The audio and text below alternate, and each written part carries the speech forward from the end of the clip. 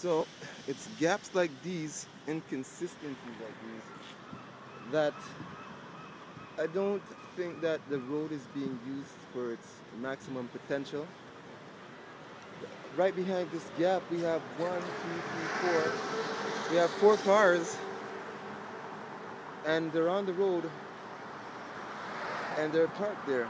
Of course, with these meters, the exception of these meters. And right behind the 4 cars, we have another gap, and then we have a car, pretty expensive car, according to some people. Looks like a Mercedes-Benz.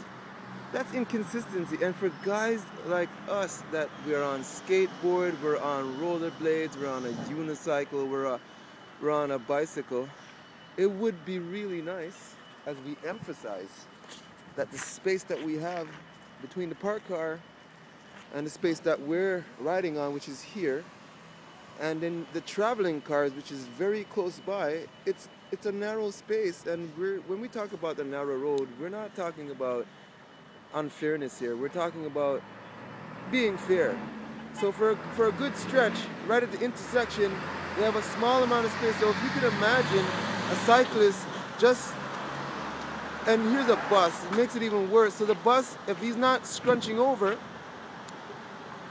to the right a little bit, then he's squeezing in this cyclist that has their back turned, and here comes a truck. So that there's no more, you can't get more intimidating than seeing this thing behind you.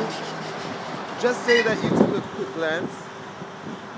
Say you took a quick glance and you look back, which would be something like this, and you saw this truck coming, you'd probably want to veer off into the road a little bit here. So basically you're weaving in and out of the road as a cyclist, even though you don't want to.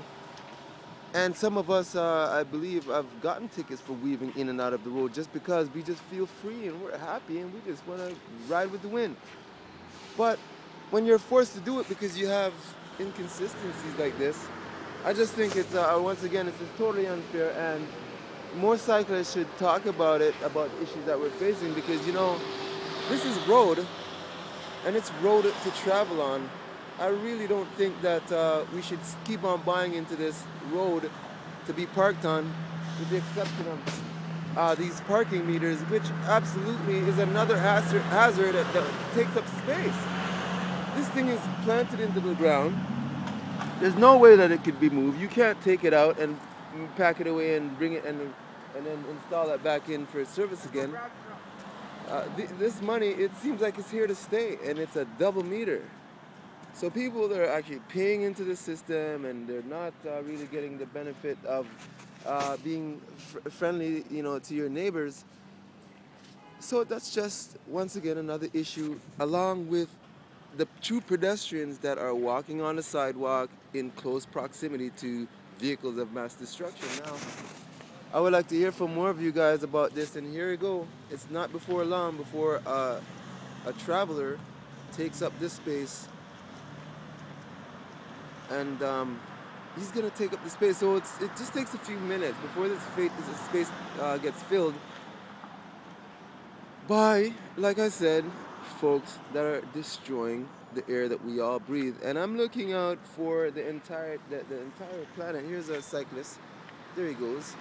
So I can see already that he weaved into the right because, you know, he has no control over the traffic that's coming behind him. When you see guys like this just really pressing their gas pedal down, and they're coming to a stoplight, they're still gonna come at full speed.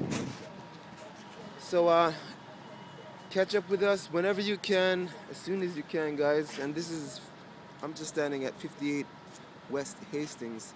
You can see that they're doing some development here. The Community Services Society.